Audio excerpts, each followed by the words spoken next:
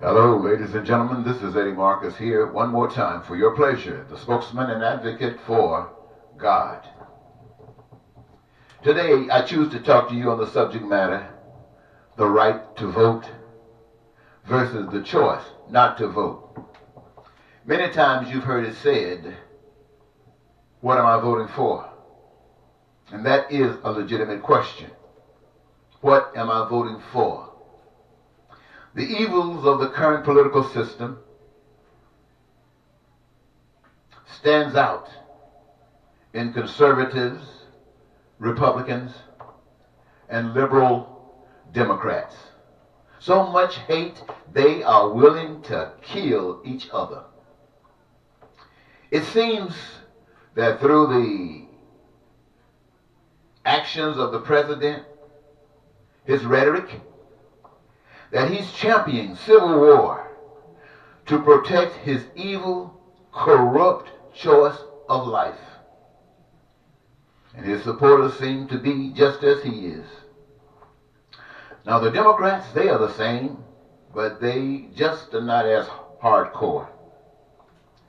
Now these choices of cancer that are destroying America and is the same that is leading the nations to the emergence of World War III. And on these paths, it cannot be avoided. Now, there was a time when only a few were allowed to vote and make policy that affected the lives of non-voters. In other words, they had no voice in it, and others were making decisions for them that they had to follow, regardless of the situations or the conditions of life that they found themselves in. But the Voting Rights Act changed that. Yet, it was and is restricted, controlled. Stop certain people from voting that will not vote for me, vote for us, vote for what our philosophy is. Let's do some gerrymandering. Hate running the nation. But when the floods ceased, the storms stop and the fires die out and the sun doesn't shine anymore, who is it that's going to rebuild? For whom and how many? What will bring them back together? Will it be need or money? If it's need, then everyone has need and everyone will do their part. If it's money, then they'll only do for money. And if the money is not good, then they will commit crimes, violence, etc., etc. For hate is still number one in the land. So the question arrives, what are you voting for? The destruction of humanity and the earth? The only worthwhile vote, ladies and gentlemen, is something better. God. The dreams fulfilled for everyone. But God will not be on the ballot. He's rejected by the Republicans and the Democrats. So, are God's people to vote for evil? I say not. Here is the time to choose not to vote for evil, as a vote for good, for God, and a vote for humanity.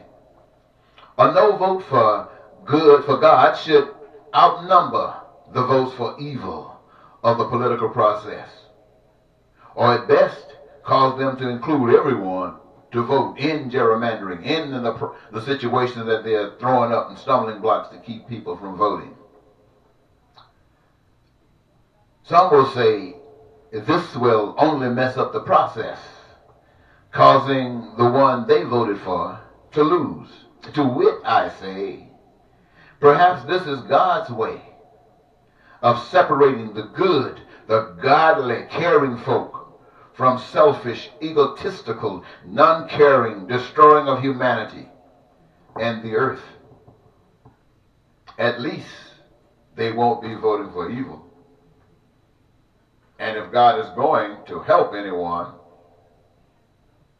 so I say to you, ladies and gentlemen, those of you who claim and profess to be and are certain that you are God's children, you won't vote for Republican or Democrat.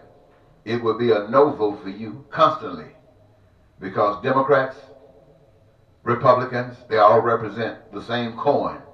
The coin is evil of any nation. And while I stand here today to speak these things to you, as I programmed you with information that will lead to the development of as in heaven, so on earth, I want you to keep this in mind today, ladies and gentlemen.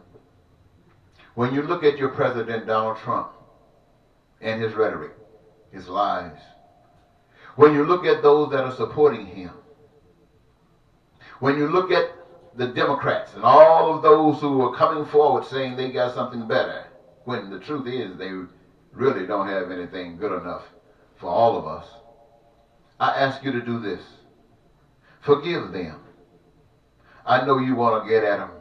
You want to get even with them for what they've done. Forgive them, for they know not what they have done. They know not what they do. They, like you, did not have an example.